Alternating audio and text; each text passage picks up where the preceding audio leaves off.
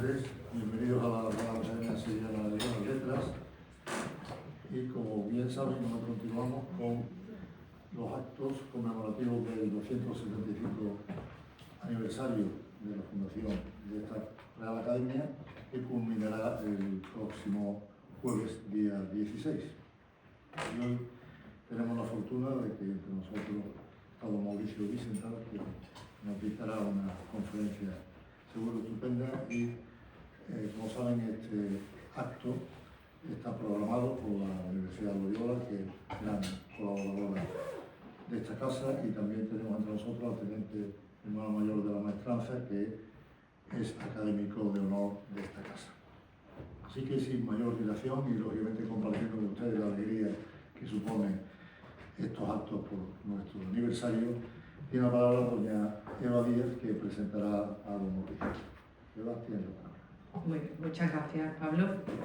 Bueno, muchas gracias a todos por compartir este día con nosotros. Muchísimas gracias, Mauricio, por venir, por celebrar con nosotros ni más ni menos que esta efeméride tan fabulosa en este lugar. Nací en medio de un bombardeo cuando las luces se apagan.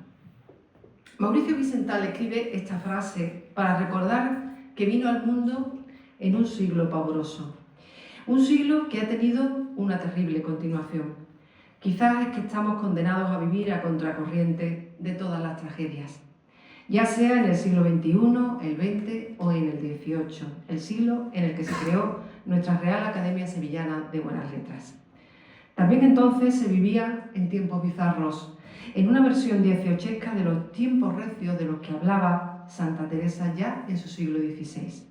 Desde esta academia queremos agradecer a Mauricio Vicental que haya tenido la generosidad de compartir con nosotros este momento especial, este momento estelar de nuestra historia, haciendo alusión a ese término que fascinaba a Stefan Zweig, uno de los escritores que han inspirado la obra de nuestro invitado. Yo tengo hoy la misión de presentar a Mauricio Vicental, aunque muchos de los presentes lo conocen bien.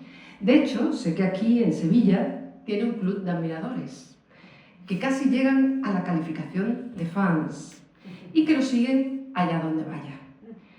Un club del que confieso formar parte, porque Mauricio es de esos escritores que crean apasionados lectores, discípulos, veneradores, rendidos devotos. Y es que es capaz de convocar esta legión de seguidores porque hay algo que caracteriza su obra y también su biografía, la pasión por la vida. Todo es apasionante en él, lo es su vida y lo son sus libros, sin diferencia entre ellos. Vicental es uno de esos escritores de estirpe europea que entroncan con Stefan Zweig, Thomas Mann o Sebald, autores que se empeñaron en repensar un continente fascinante y terrible. Nació en Barcelona, pero su familia es de origen alemán. Soy bisnieto de un músico, nieto de un editor e impresor, hijo de un catedrático, descendiente de generaciones de viejos europeos. Pero más allá de esa biografía con vocación de gran novela, están sus obras ya auténticos clásicos que rescatan el espíritu de la vieja Europa. Y cito la novela Luz de vísperas, o los ensayos Libro de Requiems o El esnovismo de las golondrinas, sin olvidar sus espectaculares biografías sobre Rilke o Tolstoy. Dos biografías ejemplares porque, además de tratados de gran rigurosidad y erudición, son una referencia de lo mejor y más exquisito del ensayo narrativo. Si aún no lo han leído, les aconsejo que comiencen a conocer a Vicental por estos dos libros de rendida vocación europea, tema de absoluta actualidad y que, por cierto, abordará hoy en esta sesión especial. Esos dos libros son Libro de Requiems y El esnovismo de las golondrinas. Este último, El esnovismo de las golondrinas, es un monumental libro donde reivindica el viaje culturalista en este tiempo de turismo de masas. Por eso es también un libro en el que aparece la marca de la casa, el sello de su autor. Un hombre a contracorriente, un hombre que disiente, un heterodoxo. El esnovismo de las golondrinas es un libro, pero también es un viaje contra los que profanan el dolorido silencio de la historia con sus selfies. Nos dice Wiesenthal desvelando el mal de nuestro tiempo. La mayoría de los viajeros viajan ajenos a cuanto les rodea. Andan por el mundo vestidos con calzón de baño, como si los monumentos de nuestras ciudades fuesen una enorme piscina. El esnovismo de las golondrinas es también una Bildungsroman, una novela de crecimiento en la que Wiesenthal nos cuenta su biografía a través de los múltiples viajes de su vida. Y lo hace con la metáfora de una golondrina que pasara la primavera en París y el invierno en Marrakech. Wiesenthal escoge también a sus lectores. Él prefiere al viajero que se revela, alguien capaz de mostrar sensibilidad entre las colas de turistas de los jardines de Bóvoli en Florencia y que en medio de la confusión descubre la casita donde Dostoyevsky escribió El idiota. Alguien que percibe la historia que se esconde entre el ruido de nuestro presente. Ese es el lector ejemplar y elegido por Wiesenthal. En sus libros de viajes culturalistas nos lleva en trenes de la Belle Époque que atraviesan Europa en vagones de terciopelo antiguo. Nos guía entre el humo del café greco de Roma, donde nos confiesa que en su juventud quemaba tabaco en honor de Liszt. Continuamos de su mano por los cafés de la vieja Ginebra o por un café turco en la colina de Yu. Nos presenta a la florista que en el Café Florian de Venecia traía las violetas que Visconti encargaba para las escenas de muerte en Venecia. Y así hasta llegar a los cafés de la Viena imperial y austrohúngara, donde se volvieron amarillos los periódicos de nuestra juventud. De él aprendí el término en alemán que resume lo que podríamos llamar fatiga de la historia, Geschichtsmüde, esa sensación que tenemos cuando paseamos por cualquier calle europea, esa huella del eco del pasado en la fachada de nuestro presente, el cansancio de la historia. La fuerza perturbadora y fascinante de la memoria en medio de un mundo urgente que olvida demasiado pronto todo lo importante. En sus libros europeos se asiste a un espectáculo del que todos somos testigos, aunque no queramos verlo. El de la desaparición de Europa o de cierta idea de Europa. Europa es un continente sonámbulo que parece haber olvidado su pasado, que ha caído en el error de nuestro tiempo, el memoricidio. Europa se ha empeñado en mostrarse como un mercado, con juegos presentistas que la convierten en un parque temático de recuerdos sin memoria, un no lugar que flota en la nada, un espacio que ya no es, pero que tampoco ha dejado de ser. Todo eso es lo que cuenta Wiesenthal en sus libros. El libro de Requiem se inspira en una sepultura que se encuentra en el cementerio protestante de Capri, donde hay un reloj de sol y una cita de Mazzini escrita en inglés. There is no death in this world, only forgetfulness. No existe la muerte, sino solo el olvido. En este libro nos propone viajar en el tiempo por esa gran Europa de la memoria cultural. Paseamos con grandes personajes como su admirado Stefan Zweig. Recorre palacios decadentes de Venecia de la mano de Casanova, mientras corre una brisa adriática en el fondo de los aposentos y sigue el rastro de Goethe por los caminos de Weimar, Frankfurt, Nápoles o Lucerna. En silencio caminamos tras la sombra de Chopin y George Sand en la Cartuja de Valdemosa, mientras suena un tierno y melancólico scherzo. Así son los libros de Mauricio Wiesenthal, pura exquisitez, memoria y melancolía. Pero también me gustaría citar otra entrega fascinante de su obra En marcha, La Hispanibundia, retrato español de familia, un intenso recorrido por el alma de un país complejo y contradictorio, un libro de cosas españolas que apuntaba a la médula de la historia, al centro de gravedad de un país azotado siempre por decadencias, complejos de culpa, delirios, flaquezas, locuras, honra, envidias, desengaños, sobriedades y excesos, y por esa misma razón un país apasionante. Una obra obsesionada por captar el aire español, un aire de familia, el aire que corre entre los personajes de las meninas, ese inconcreto instante en el tiempo pintado por Velázquez. Un libro de hispanibundos como El Quijote, Nuestros místicos, La vieja Celestina, Los Vives, Servet, villanos desde Bellido Dolfos a los infantes de Aragón, pícaros del linaje del Guzmán de Alfarache, el Lazarillo o el Buscón, y melancólicos poetas como Garcilaso. Una galería de siluetas fantásticas como de sueño calderoniano, en el que de fondo se escucha el estrépito de batallas y a ratos un silencio de naturalezas muertas. Este hombre inacabable ha escrito libros dedicados a un viaje en el Orient Express, el tren de Europa, y hasta un monumental diccionario del vino, porque además de todo lo que hemos dicho hasta ahora, es un experto en enología.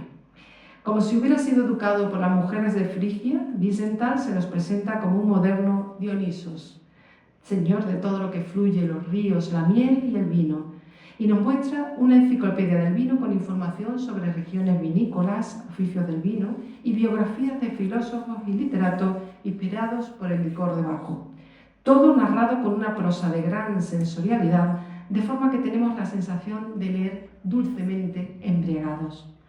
Termino ya, pero solo quiero recordar el apartado que nuestro escritor dedica a Andalucía en su libro El esnovismo de las golondrinas, porque entre Cádiz y Sevilla vivió parte de su infancia y adolescencia.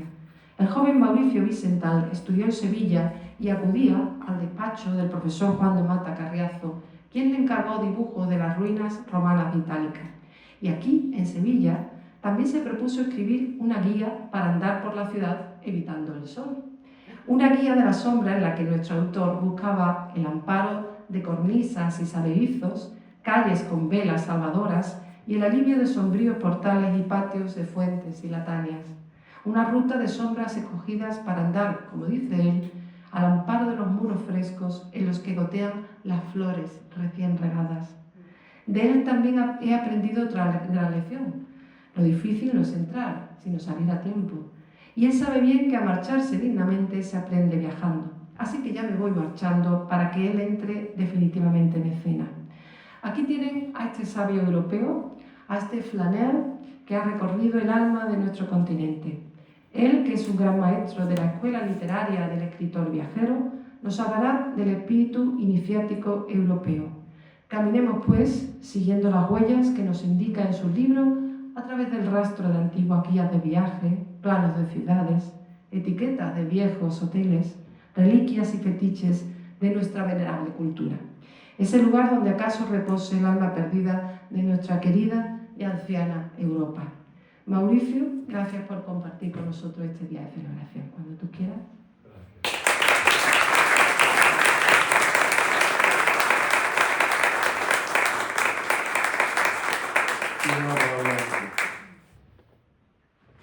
Señor director de la Academia, señoras y señores, perdón, gracias. Un agradecimiento muy especial, que es una deuda también de admiración y afecto, a los académicos Eva Díaz y Fernando Iwasaki, que no ha podido venir esta noche, pero amantes son ellos que mantuvieron en principio el empeño sostenido de invitarme a este acto, que es una total significativa y feliz porque es una celebración de cumpleaños, por eso me he puesto esta flor. Nada menos que el 275 aniversario de esta Real Academia. Me es difícil no sentirme abrumado por esta cifra bíblica y patriarcal, pensando además que esta docta casa nació unos meses antes de que se publicase en París el primer tomo de la enciclopedia.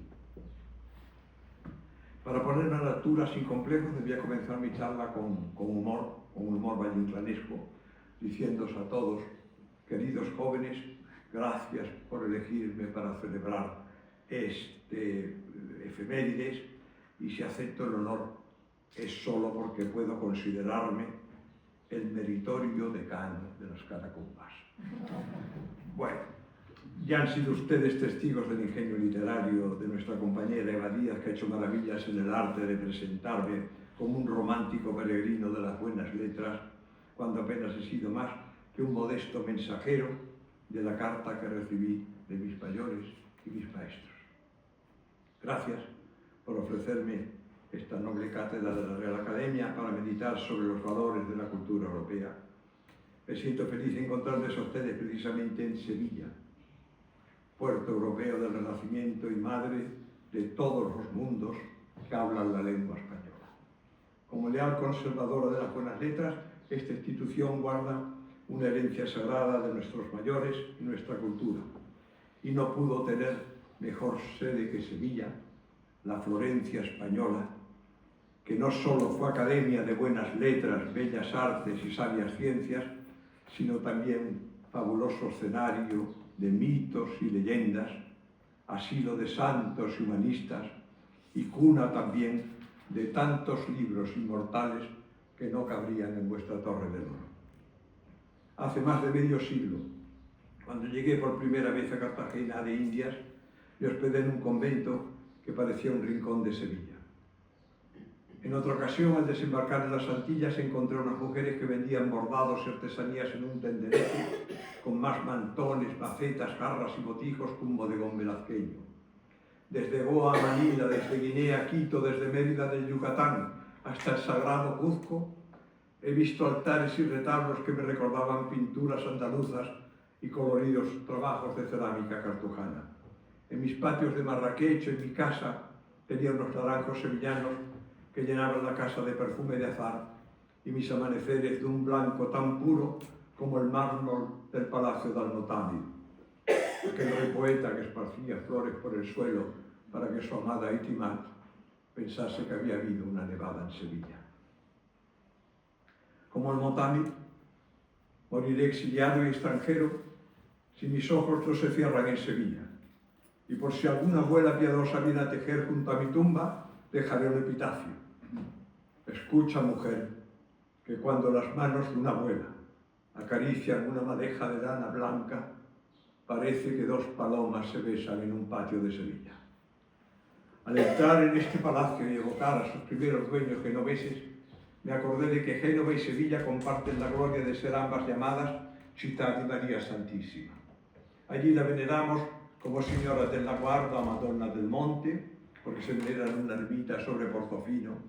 Aquí nuestra Virgen de la Antigua, sevillana y americana por partes iguales, porque dio nombre en Panamá a la primera fundación española en el continente americano, Nuestra Señora la Antigua del Darién.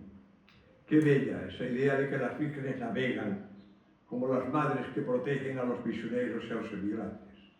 Con las vírgenes sevillanas navegaron también las palabras y las buenas letras del idioma español. Nuestra Santa María del Buen Aire dio nombre a la capital argentina. Y quizás por eso los corrales de vecinos sevillanos, donde convivían 30 o 40 familias en otras tantas habitaciones, compartiendo aseos y lavaderos, se convirtieron en los patios y conventillos argentinos, donde los pobres emigrantes, el Tano, el Malevo, el compadrito orillero, los personajes del sainete porteño, se refugiaban con su pollada. Eran ellos los últimos descendientes de aquellos emigrantes, 1 de cada 6 sevillanos, que fueron a América buscando la luz. Soñaban palabras que llamaban milongas y tenían el corazón tan romántico que cuando bailaban un tango trazaban una línea recta entre Andalucía y América, pero suprimían las quebradas y los cortes que ellos consideraban atrevimientos impropios de sus ingenuos amores. Sevilla se entregó en brazos a América, a veces como una madre en debido gesto de piedad y otras veces como novia en promesa de amor. Y por eso compartimos hoy el mismo idioma, los mismos libros, la misma tradición de fe y de cultura y los mismos ideales humanistas. Es maravilloso pensar que sentimos en una misma lengua, el español, y formamos, más allá de todas las diferencias nacionales, una misma patria espiritual. Nuestra lengua común nació del latín, pero nosotros juntos, españoles y hispanoamericanos, le dimos significado cristiano y contenido humanista a ciertas palabras del derecho que el derecho romano aplicaba con frialdad filosófica y sin pretensión de piedad y de tolerancia. Por eso creamos palabras nuevas como gratitudo, convertida en gratitud, y le dimos importancia a vocablos como compasio, transformado en compasión, que apenas se usó en el mundo romano. Y de la misma forma que las palabras viejas suenan a campanas nuevas cuando clamorean en la misión, así llegamos a ser lo que somos, mujeres y hombres que necesitamos refundir palabras en el corazón. Sentí tu mano en la mía, tu mano de compañera, tu voz de niña en mi oído como una campana nueva. Eran tu voz y tu mano en sueños tan verdaderas. Nudos de Sevilla. Madejas de 4 versos entre toques de guitarra y palmas, castañuelas y a veces flauta o tamborín. Todos los instrumentos que acompañaron a las vírgenes desde la antigüedad.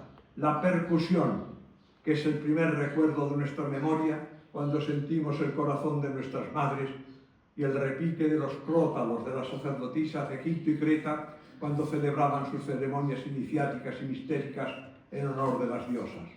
Tras la flauta y el tambor se encaminan todavía los cofrades a las marismas para cantarle, bailarle y rezarle a la blanca paloma. Una bellísima parábola judía explica que Dios creó al hombre para que pudiese narrar historias. Y también el viejo Félix se dirige en la Ilíada al joven Aquiles para advertirle que ha sido educado para realizar hazañas y para pronunciar palabras. Por eso en el principio de todas las grandes civilizaciones hay una epopeya, un testamento, un evangelio o un poema. Desde los albores del Sacro Imperio Romano Germánico y ya desde las escuelas palatinas de Carlomagno, la civilización europea fue distinguiéndose como un legado cultural fundamentado en el espíritu. Una legión de sabios, traductores y amanuenses redactaban leyes, ilustraban mapas y planos, escribían libros de anatomía y trabajaban en las bibliotecas y archivos de Aquisgrán, nuestra primera capital europea. La palabra espíritu, aliento o soplo podría definirse como la manifestación más sutil y delicada del pathos. O sea, el pathos dramático y vehemente se convierte en espíritu cuando se afina y se sublima en la escuela de la cultura, en la alquimia de la medida y en las armonías de la sociedad civilizada y del buen gusto. Me atrevería a decir que el espíritu es la única porción de nuestra condición humana que es radicalmente civilización y cultura.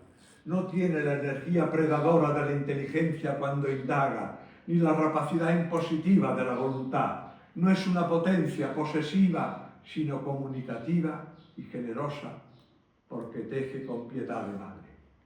Así los europeos dimos respuesta civilizadora a innumerables retos de supervivencia que nos permitieron crear un equilibrio entre naturaleza y espíritu, defendiéndonos del caos primigenio del mundo salvaje. Urgeräusch, estrépito primigenio, llamaba Rilke al ruido terrible de los terremotos del Génesis. Huyendo del estrépito de la selva agreste y del frío de las glaciaciones que los seres humanos guardamos en los terrores más remotos de nuestra memoria, los griegos crearon su academia en un olivar y emplazaron su acrópolis en una colina donde se veneraba el olivo de Atenea, pero donde también se levantaban las formas racionales de la civilización. Columnas, lucernas encendidas, escalinatas y frisos, frontones, propileos, los órdenes arquitectónicos y las estatuas que representaban en mármol, oro y marfil los valores y divinidades del espíritu. Todo legado se fundamenta en la creencia, quizás ingenua, de que nuestros hijos heredarán la tierra. Solo podemos tener conciencia objetiva y crítica en la memoria del ayer, y por eso el aprendizaje de la historia es la única experiencia que podemos compartir en comunidad. Sé bien que mi reivindicación de los ideales del espíritu y de los valores humanistas va a contracorriente de muchas tendencias intelectuales modernas. Todo el mundo quiere ser progresista y científico para no caer en el oscurantismo reaccionario, o mejor sería decir, para no sentirse acusados de pertenecer a la perseguida raza de los antimodernos. Pero tengo la clara conciencia de que nosotros los europeos, al combatir las supercherías y las supersticiones en nuestra valiente defensa de la Ilustración, cometimos el error de socavar también los valores del humanismo, eliminando el espíritu. No había motivo para hacerlo, porque el mundo de la justicia y la ciencia no está reñido con los principios espirituales y morales. Estos últimos se han destruido sin otra razón que la conveniencia de una nueva sociedad materialista, sin otra aspiración que el ocio y la comodidad, una sociedad organizada en estados muy ricos, riquísimos, que explotan con impuestos arbitrarios a sus ciudadanos, reparten asistencias arbitrarias, poder, ayudas a las manos muertas y a los más inútiles, utilizan los maravillosos adelantos técnicos de nuestro tiempo para la propaganda partidista y el nepotismo sectario y no tienen ningún horizonte de progreso espiritual. A los arribistas les interesó siempre eliminar los valores de excelencia, de mérito y de premio al talento y al trabajo. Era para ellos más rentable jugar a la inflación, imponiendo en el mercado los valores especulativos de la multiplicación, en vez de elegir como patrón oro los valores del trabajo y de la obra bien hecha. La antigua paideia griega enseñaba a los jóvenes las virtudes de excelencia, porque la condición de aristos selecto exige la virtud moral del arete, que podríamos traducir por el estilo o la clase. En las epopeyas clásicas se demostraba en el combate singular, la aristeia, que era una lucha heroica y personal. Así la paideia clásica acostumbraba a los jóvenes a luchar en las empresas de la vida para ser elegidos y probar sus valores. Y hoy me di cuenta de que tuve mucha suerte cuando mis mayores me educaron en la conciencia de que nadie puede sentirse merecedor de nada si no demuestra sus méritos en el servicio y en el trabajo honrado. La lucha por el sentimiento aristocrático de la excelencia no era cuestión de sangre, género, raza, linaje, sino de virtud y condición humana. Nuestros padres y maestros nos preparaban sobradamente con su ejemplo a luchar en esa batalla de la realidad, a mantener nuestros valores en el trabajo honrado y a resistir los golpes levantándonos y sosteniendo a nuestros compañeros de lucha sin claudicar frente a los explotadores de la pobreza y la necesidad.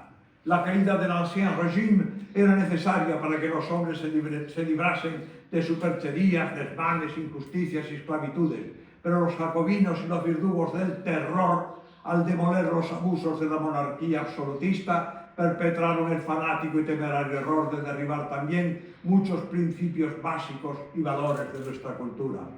¿A quién beneficiaba la muerte de los antiguos valores, la negación de la fe, el olvido de la escuela clásica que nos enseñó a combatir por lo selecto y lo excelente? ¿A quién beneficiaba la condena de la antigua escuela de los maestros sencillos? ¿A quién favorecía la desaparición del mundo piadoso e iniciático de nuestras abuelas? Cui prodest, cui bono. Así se forjó en Europa una sociedad moderna de escandalosa riqueza exhibicionista y profunda pobreza espiritual y moral. Y esa victoria del materialismo que fortaleció a los poderosos estados modernos se propagó desde Europa como un espejuelo por todos los países del mundo y debilitó a unos imperios para dar nacimiento a otros nuevos que están más armados y no son más misericordiosos. En una sucesión de tempestades y revoluciones, de crímenes, ruinas y guerras, estallaron en Europa los nacionalismos y se sucedieron 1000 revoluciones y levantamientos que no acabaron ni han acabado con las injusticias. 2 guerras mundiales y un vendaval de conflictos que siguen encendiendo sus mechas en el orden mundial de todos los pueblos. Como tantos hijos de mi tiempo, aprendí a leer y a escribir de la mano de mi madre. Ella puso en mis manos los primeros libros, los primeros mapas y dibujos, y con ella aprendí las primeras canciones y las primeras epopeyas que en sus labios fueron para mí historias sagradas. Me preocupa advertir hoy que se pierden las viejas escuelas de iniciación que nos permitían a los jóvenes abrir los caminos en la larga, aunque fascinante peregrinación del espíritu y de la cultura. Introibo ad altare Dei. Me acercaré al altar de Dios, decía el sacerdote cristiano al comenzar el rito de la misa.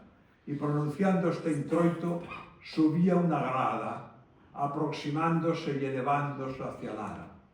Por eso el aprendizaje de todo estudio existía un gradual, como se llamaba también la primera parte de la misa y los grados o escalones de ascensión que conducen hasta la epístola y el evangelio. Sin esas lecturas iniciáticas no puede celebrarse el sacramento de la comunión, porque hace falta entregarse primero al recuerdo, a la memoria y a la palabra, antes de celebrar el banquete de la memoria.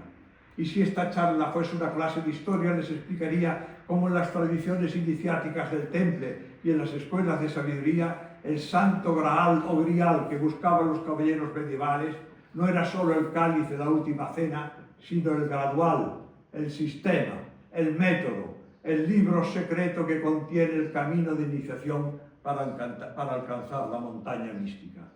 A mis años puedo ya evocar el pasado como un regalo, pero no quiero ocultar ni disimular que ese legado contiene también un sentimiento de rabia, indignación, resistencia y combate contra todos los que siguen intentando exiliar a la belleza de nuestro tiempo.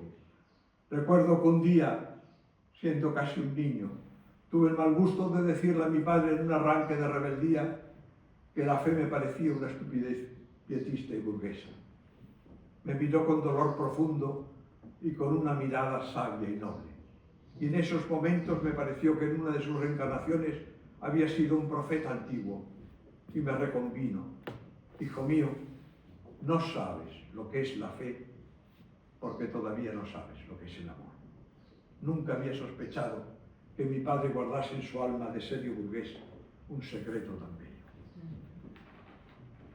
Así, para aprender lo que es la fe y el amor, o lo que es lo mismo, para encontrar el gradual de mi iniciación en la vida, se me ocurrió un día salir al camino y recorrer Europa, pensando que el Santo Grial era el tesoro de la luz y del espíritu que nuestros antepasados escondieron en nuestra cultura europea. Yo no quería ser hijo de ningún Estado ni de ninguna secta o partido.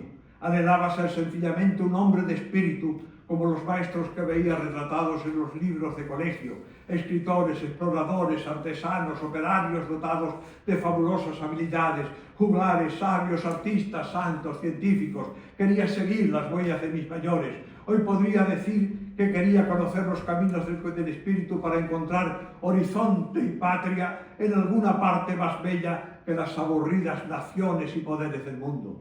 Así fue mi juventud de soñador de luces, ansioso siempre de traspasar fronteras, explorar ríos, acompañar a los titareros y a los circos, encontrar maestros, saltar alambradas y sentirme hijo libre de la fascinante cultura europea. Europa no puede definirse solo como una confederación de naciones, pues eso no marca un perfil distintivo ni una cultura.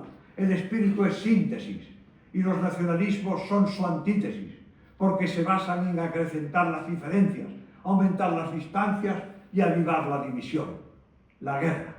Lo que nos distingue más fundamentalmente a los europeos no son las razas ni las fronteras, sino los valores del espíritu.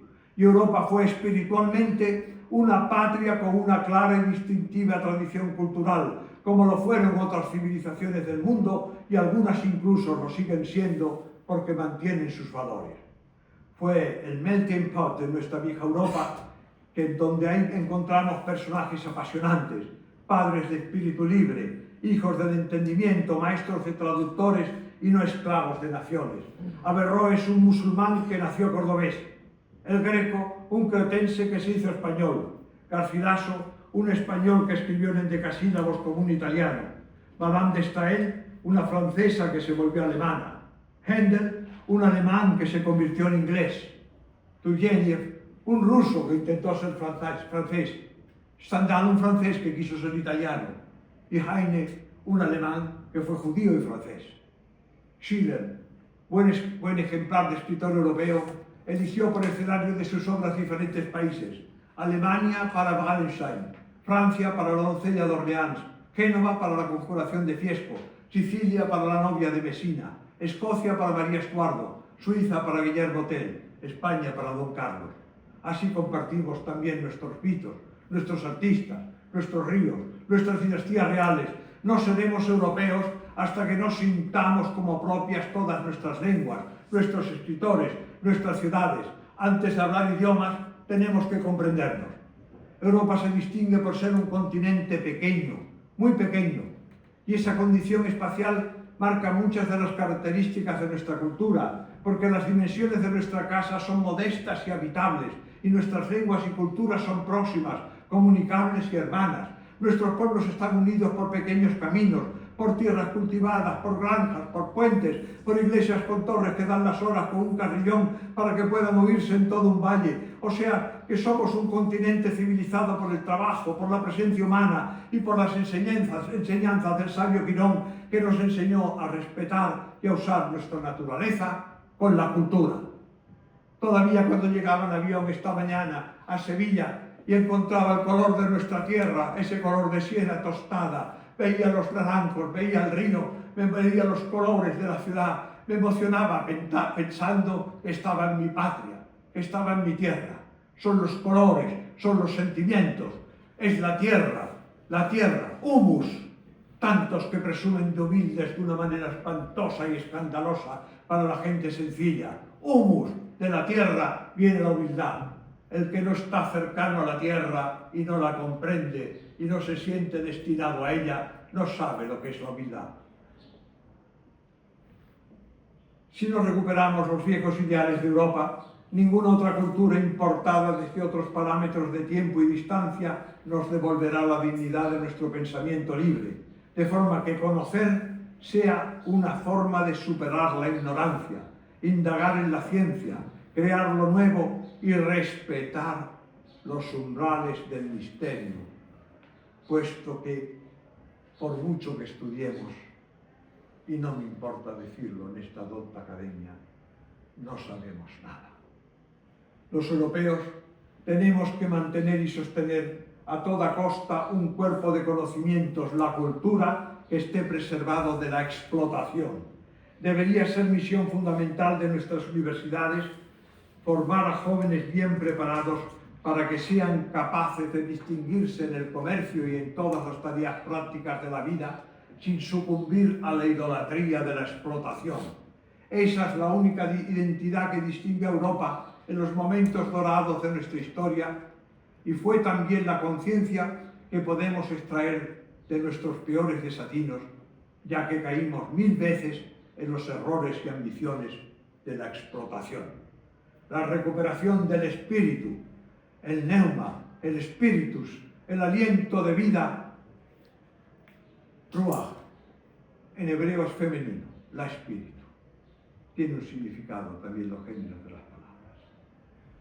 La recuperación de la espíritu es, a mi modo de ver, el ideal que el mundo tanto echa hoy de menos.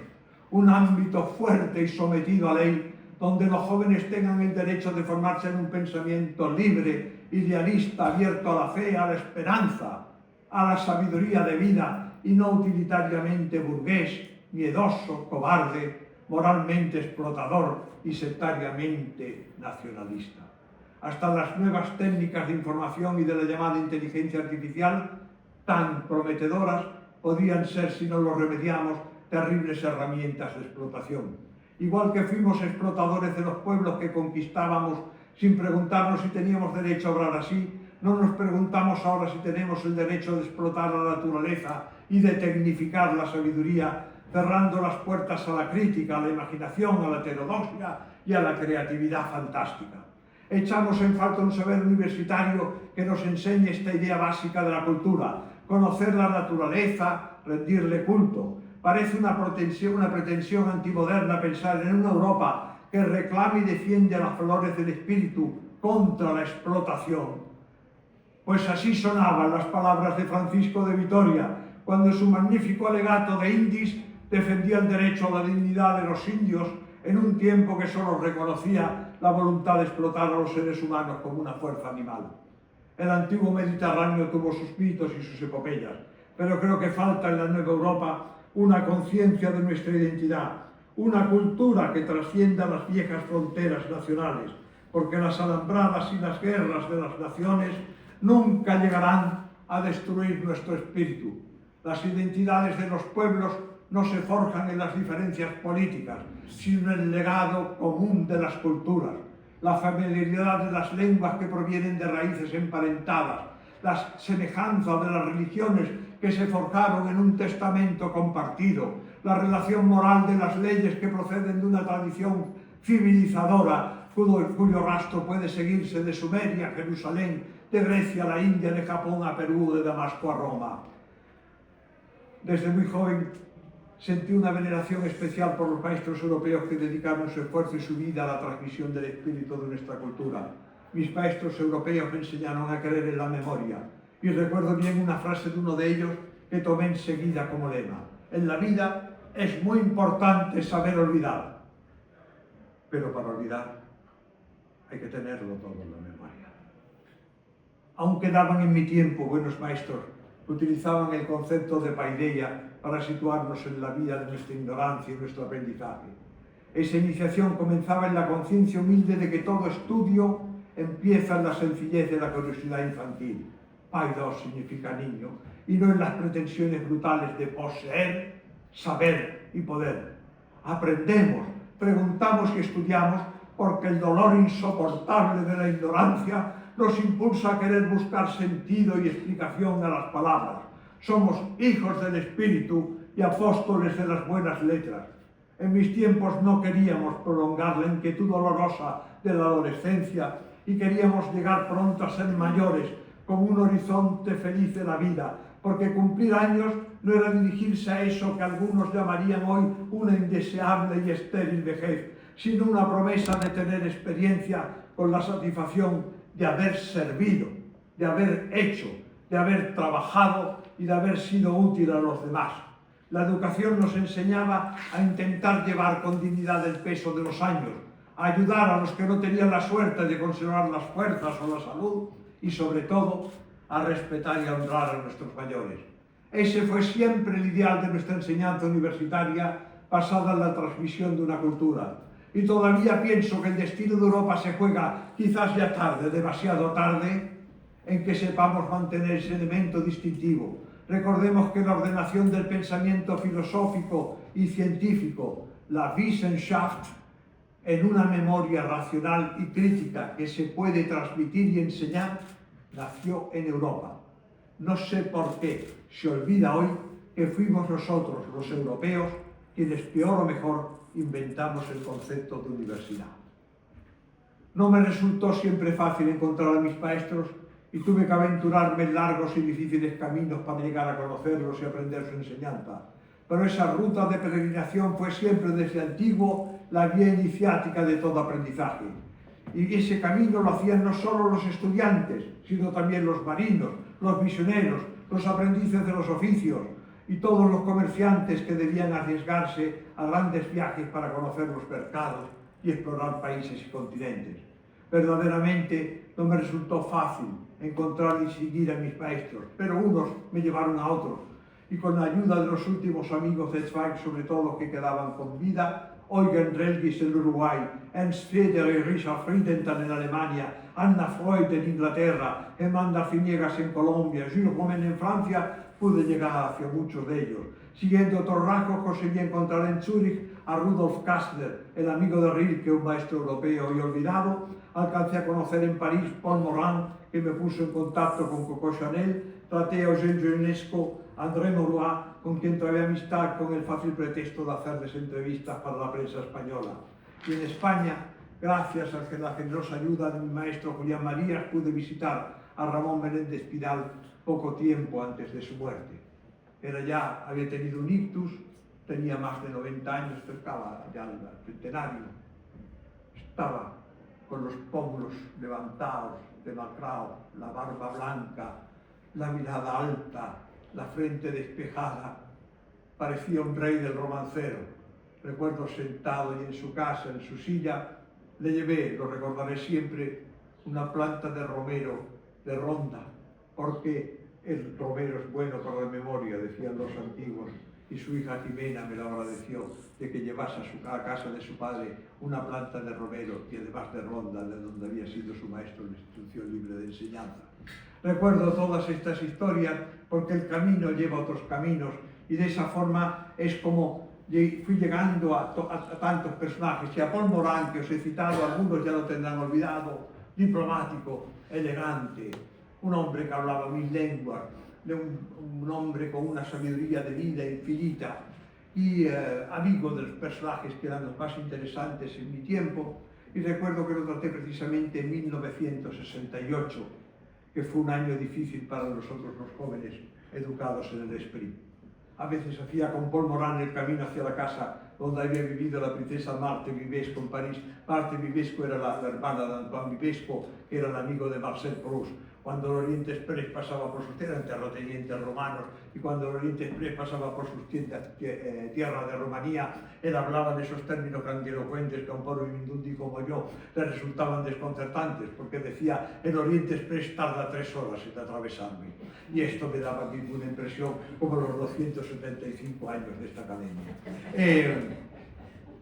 Seguíamos en Sena, cuando iba con Montmorán hasta la isla de Saint-Louis, donde había vivido la princesa Vivesco, y me dolía entonces, eran los años del 68, con toda la épica que se ha hecho de ellos, me dolía entonces ver como unos niños de papá, en su mayoría, proclamaban la contracultura.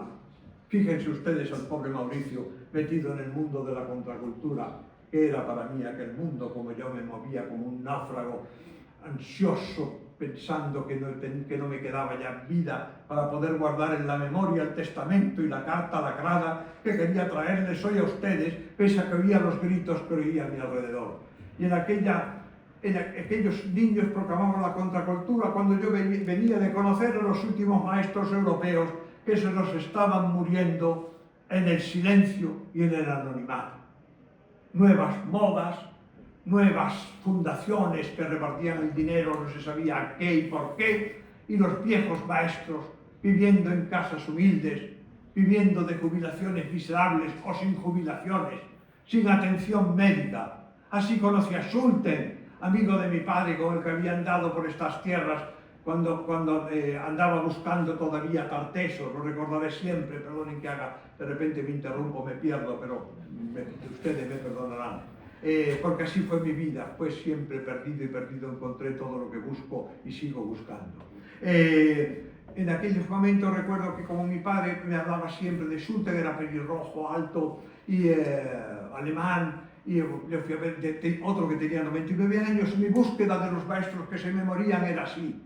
Es por eso que ustedes me encuentran hoy en esta situación celebrando 275 aniversarios y solo agradezco con el corazón, porque he hecho toda la vida eso, buscar a los que cumplían aniversarios para que su memoria no se perdiese. Por eso me he puesto esta flor para celebrar esta tarde con ustedes. Y ese fue el camino que he hecho, que yo llamo la iniciación al espíritu de la cultura, el gradual, subiendo escalones, subiendo a la montaña, subiendo el camino de la cordada, como hacía la montaña cuando era montañero de joven, y la cordada significa que uno siente el aliento del compañero que lleva delante y el que lleva detrás, pero en la cuerda nunca va tensa. La cuerda tiene una comba, que es la que permite a los seres humanos amarnos y movernos unidos en libertad. Nunca con una cuerda tensa, siempre con una cuerda floja. Una cuerda que une y cuando se tensa es el peligro del compañero. Pioleta en tierra, nudo a la cuerda, los hombros dispuestos a mantener al compañero. Esta es la cordada de la vida, eso es lo que aprendía. Fui así a Alemania a conocer a Schulten y después yo les parecía que hablaba todos los idiomas, lenguas muertas, un hombre que habla lenguas muertas es una maravilla. Ya ven que yo les vengo hablando 270 aniversarios, catacumbas, lenguas muertas. Bien, hablaba todas las lenguas muertas, pasaba de repente, escogía una tablilla y sabía interpretar una tablilla que encontraba sumeria, de repente en su casa cogía otra inscripción de otra cosa en hebreo, iba leyendo todo y iba recitando trozos del poeta de Hora Marítima de Rufo Festoavieno, iba contando como dónde podía estar Tarteso y recordaba los tiempos que había pasado con mi padre en los terrenos con la ayuda del duque de Tarifa en las Marispillas, aquí en las Marismas. Y bueno, y contándome todas aquellas cosas, de repente se dirige, yo que tenía siempre con un señor tan erudito, tan culto, y de repente algo romántico, y se dirige a una vitrina y saca un anillo dorado. Era un anillo de Tartesos, que es todo lo que le había encontrado, que sabía poder lo que había ido para los museos, y luego él le había donado este anillo, que era un anillo que él consideraba que era un anillo, una vez más, había cambiado el género, de la Tartesos. Era su novia, y me dijo unas palabras que nunca olvidaré. La he buscado tanto y no la encontré, pero ella me dejó este anillo. Desde entonces aquel viejo centenario es para mí el romántico mayor de todo el mundo. Recuerdo que luego al despedirse, tocó los talones, fue un alemán de la vieja escuela, me hizo una gran reverencia y dijo, denle un abrazo a su padre, despídame de su padre y dígale que nunca olvidaré nuestras tortillas en Andalucía. Yo pensé, bueno, estas limpillas debe tener un cocinero o una cocinera, lo que sé que voy a hacer. Y cuando esto conté a mi padre decía, hijo mío, las tortillas. Yo no me acuerdo de las tortillas, que comía, a veces comíamos de todo, ¿verdad? Y yo decía, no, hijo, no, las tertulias, es alemán.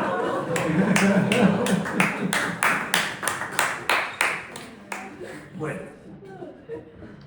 pues les contaba todo eso porque así iba recordando, en aquel momento les decía en que la universidad no había conquistado la calle, como soñó Ortega, sino que eran los políticos los que se habían apoderado de la universidad para manipular a los jóvenes con mil utopías, como el fascismo, el nazismo, el comunismo, el anarquismo, con sus maquillajes habituales, el antiimperialismo, contracultura, hasta tal punto que todavía en 1968 en la Universidad de París los maestros alentaban a sus alumnos para organizar una revolución sin revelación. Aquí, cuidado. Cuando yo era pequeño, en mi casa que me decían, en los libros que había la biblioteca alta, claro como está, y con una manera que tenían de controlarme, que lo que leían cuando mi madre y mi padre se iban y salían y me dejaban con la tata, me decían, puedes leer todo lo que está abajo, y abajo estaba Salgari, Julio Verne, las cosas que pues, veo, cosas que podía leer, y se iban. Y yo lo que hacía, como es lógico, coger una escalera. Y así es como leía deprisa y corriendo todo lo que no sé, que les digo, la enciclopedia completa me leía yo sin entender nada, pero bueno, era lo prohibido, era lo que estaba en el cielo. Entonces, después de seguir de buscar el árbol del bien y del mal de esta manera, o sea, recuerdo que leía algunos libros y siempre medio como disléxico, como todo lo que sé de yoga lo aprendí estudiando a Goya. Pero bueno, haciendo estas cosas disléxicas, había leído un libro en que decía la revolución ha llegado, que la detenga quien pueda. Y yo toda mi vida, todavía, vamos, ¿sabes? Como me he interrumpido alrededor. Yo no leía la revolución ha llegado, que la detenga quien pueda, que es una frase tan rebelde, tan para convocar. Yo leía la revelación ha llegado, que la detenga quien pueda. O sea, esto es lo que fue mi búsqueda en la vida, la revelación. La revolución es dar vuelta para volver a lo mismo, no me interesa mucho, lo conozco. Entonces, una algarada dionisíaca y teatral, recuerdo, se incendiaban, destrozaban. Para una persona como yo que ha buscado, como ven ustedes, guardar reliquias de todo, incendiar, destrozar, tirar piedras, romper vidrieras, era una cosa que me daba verdadero terror y nadie, sin embargo, se acordaba de levantar la voz en defensa de los rebeldes de la primavera de Praga que en aquel momento combatían por la revelación, por la libertad y por el legado de Europa. Hago memoria de esa hora de Europa que fue la de mi juventud, cuando pocos valientes en nuestro blasfematorio levantaban banderas contra los coroneles griegos que habían dado un golpe de Estado en la patria del espíritu europeo. Otro olvido. No había pintadas que se enfrentasen al terrorismo, que era ya una plaga en el siglo XX y que acababa de costar hacía un mes la vida entre tantos otros. Hacía un mes a un defensor de la humanidad y de la justicia llamado Martin Luther King. No había grafitis, ni incendios, ni pedradas que atacasen y denunciasen a los mafiosos del terror que en muchos países europeos perpetraban atentados miserables en plazas, granjas, estaciones, aeropuertos, cuarteles y hasta escuelas. Los mismos que hoy incendian bosques, trafican con drogas y utilizan otras formas de la guerra truculenta matando a inocentes. Nadie parecía preocuparse por los millones de seres que viven en el mundo sometidos a las tormentas del crimen universal y que son las víctimas tradicionales del gran imperio de la ignorancia, de la brutalidad y de la incultura. Por el contrario, se proclamaban generalidades como la imaginación al poder o decretemos el estado de felicidad permanente y se pronunciaban disparates como no se puede pensar libremente a la sombra de una capilla. Los adoquines levantados en las calles me recordaban las barricadas que en tiempos más verdaderos, porque eran más necesitados, se levantaron en París en defensa de los derechos sociales, la dignidad del trabajo y la libertad del espíritu europeo. Habían olvidado esos locos que Europa no es el paraíso del petróleo, ni una mina de oro y diamantes, ni una hacienda de caciques, sino una dura tierra de labor y una cantera de ciencia, estudio, sacrificio y cultura. ¿Es que acaso los nuevos europeos vamos a permitir que estas teorías más o menos irresponsables y discutibles nos hagan ignorantes de nuestra propia tradición y de la historia y las experiencias que forjaron nuestra personalidad y nuestra cultura? Los europeos dimos respuestas civilizadoras a muchos retos. Recuerdo a mi maestro Arnold Toynbee explicándonos su idea de la historia, para mí maravillosa, entre tantas interpretaciones. Mi tesis universitaria fue sobre los ciclos, los ricorsi de Vico, la ciudad de San Agustín, Spengler, Toynbee, todas interpretaciones cíclicas de la historia. Y recuerdo que él decía siempre que el fundamento de la historia, de la cultura, del progreso, de la civilización, es reto-respuesta. Los seres que ante un reto no encuentran una respuesta, no pueden hacer progreso, por mucho discurso que den. Todo ser que piensen ustedes, como hemos hecho hasta la evolución, como homínido, ponernos en pie para poder en la sabana tener una vista más lejana que nos permite tener la visión que tenemos recta en vez de tenerla lateral como los animales, que al ponernos en pie nos permite desarrollar el cráneo con libertad, la fonación liberarla para poder pronunciar palabras. Todo eso, fíjense lo que significó responder al reto de un primate dando la respuesta de un ser humano. Esto es el principio de la libertad, el principio de la creación, el principio del progreso, el principio de toda revelación. Y por eso siempre recuerdo que Atenas había prevalecido ya para nosotros los europeos en ese combate del tiempo antiguo, cuando se enfrentó a los persas en Salamina. Y Esquilo nos dejó en la tragedia del drama el grito de batalla con que el mensajero alienta a los griegos al combate contra los persas. Adelante, hijos de Grecia, liberad a vuestra patria, a vuestros hijos, a vuestras mujeres, a los templos de vuestros dioses ancestrales, a las tumbas de vuestros antepasados. Esta es nuestra batalla. Atención, señores, porque Esquilo había participado en la batalla en una época que los escritores no hacíamos mohines a defender a la gente que nos rodeaba y a batirnos el cobre para subir a la montaña. Y aquellos habían hecho en estas palabras, ven que hay varias, él sería libertad, la primera que pronuncia, adelante, hijos de Grecia, liberad a vuestra patria, libertad, pero con toda ella, todas las series de las palabras que nos conducen al progreso moral, social, a la justicia, a la democracia, que están repletas de héroes que dieron su vida luchando precisamente para dar respuesta a esos terribles retos que pretenden siempre esclavizarnos. Si ustedes recuerdan las palabras de don Juan de Austria animaba a sus hombres en la batalla de Lepanto, cuando Europa tenía que enfrentarse a la expansión del imperio turco y los imperios islámicos, verán que eran más o menos las mismas. Defended vuestra tierra, vuestra patria, con una curiosa ya cambio que se oye en todas las naves que combaten ese 7 de octubre de 1571, porque ya aparecen las advocaciones a Cristo y a la Virgen María. La incorporación que ya está desde la Europa medieval, la incorporación en la Europa posterior a la romanidad, desde el cristianismo, en ese momento ya adquiere condición y de identidad también lo que es la fe, lo que son los principios morales. Todo eso forma parte de eso que yo llamo iniciación al espíritu europeo, y que hoy día veo que muchos de mis alumnos, cuando llegan a la universidad en cualquier parte de Europa, a veces voy a otras partes del mundo y ahí sí que las conocen, porque las conocen de sus propias culturas. Cuando se trata en Europa, me miran como diciendo algo raro. Este señor viene a hablarnos todavía de algo raro, de Lepanto, de los gritos de Don Juan de Austria, de Cervantes, cuando decía: acudid a nuestro auxilio, hermanos, que somos cristianos, por Cristo, por Nuestra Señora. Es la historia que contó Cervantes también en el Quijote.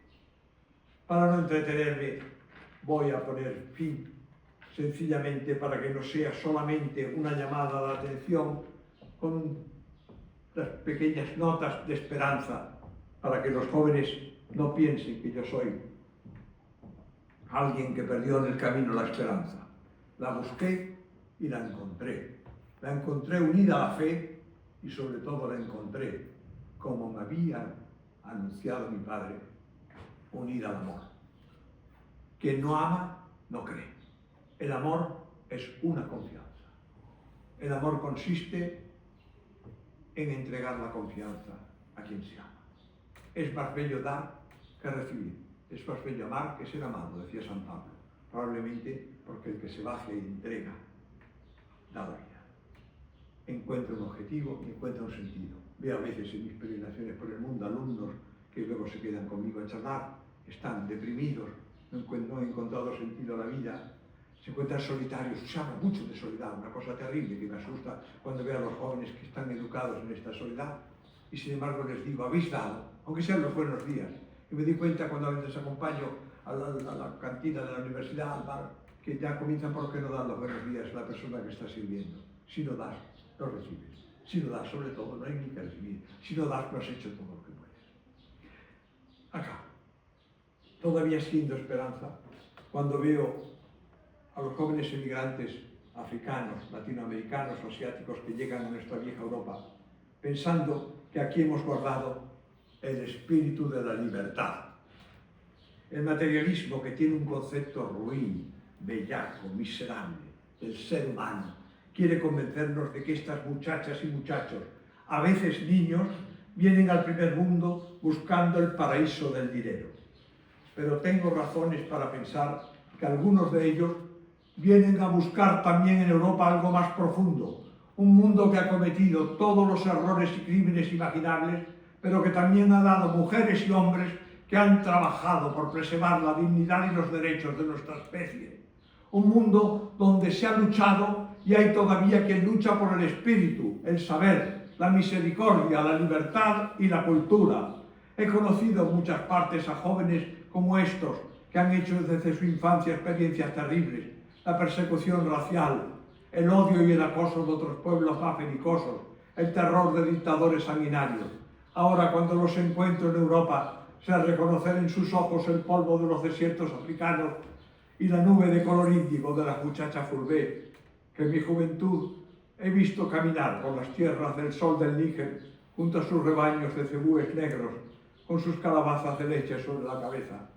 Estos jóvenes nos traen la memoria de los atardeceres en los grandes lagos, el griterío alegre de los niños del Ecuador que se hacen balsas con la madera dura de los árboles de sus bosques, el terror de los mares que atravesaron en estas balsas, y los vemos adentrarse en los suburbios de nuestras ciudades, en los túneles del metro donde pasan continuamente trenes que los llevan a ninguna parte, en las calles donde se encienden las luces de neón que anuncian tantas cosas inútiles para el que creyó que en nuestros mercados se vendían la sabiduría y la libertad. Quiero creer que algunos de estos jóvenes emigrantes a los que hemos ofrecido solo una PlayStation, unos jeans, un televisor, una entrada en un cine de barrio y 1000 cosas que no hay en los poblados de África, habrá encontrado en algún lugar de nuestras ciudades una calle que conserva un nombre sagrado para la memoria europea. Habrá podido leer en una página medio rota de un periódico que algunos de nuestros maestros vivían en un arrabal como Diógenes, o en una pensión como Kafka, o en ninguna parte como Rimbaud. Os habrán preguntado a quién veneraban nuestros padres cuando dedicaron una lápida a Zweig, que él ha conocido ya rota y llena de pintadas, o quién compuso una canción que, aunque no esté escrita en la lengua de los Courbet, le recuerda la mirada de su madre cuando los dos caminaban de la mano junto a los cebúes negros. Ese será mañana un hombre de la memoria europea y nos contará cuál es el verdadero tesoro de nuestra cultura. Dejadme soñar que dentro de medio siglo Uno de esos emigrantes escribirá su autobiografía y podrá decir que Europa le permitió recuperar el respeto a la memoria como una reivindicación del espíritu, de la dignidad y de la libertad. Eso también llegará. Los jóvenes se darán cuenta de que sus padres y sus abuelas les dejaron en algún cofre perdido una carta que habla del espíritu. Y esos jóvenes, venidos de los lugares de la tierra donde vuelan los ángeles, volverán a andar como gatos entre los recuerdos de Europa, venerando lo sagrado y sin romper nada. Ich störe doch nicht. Molesto. Permitirme que haya hablado en alemán con las palabras de mi maestro Zweig, porque también merece él, en su humildad, cuando entraba en cualquier sitio, preguntaba siempre, molesto. Les he interrumpido en su tarea, en su oración, en su estudio. He pintado una nube en su clara tarde de primavera sevillana o en sus pensamientos. Pido disculpas y me avergüenzo de haber hablado tan profusa y torpemente. Y también de no haber sabido rendir homenaje a nuestros mayores, a nuestras madres y a nuestras maestras y maestros que me enseñaban a rezar quedo y a escribir con lápiz para no manchar a nadie con los borrones de mi tinta. Gracias.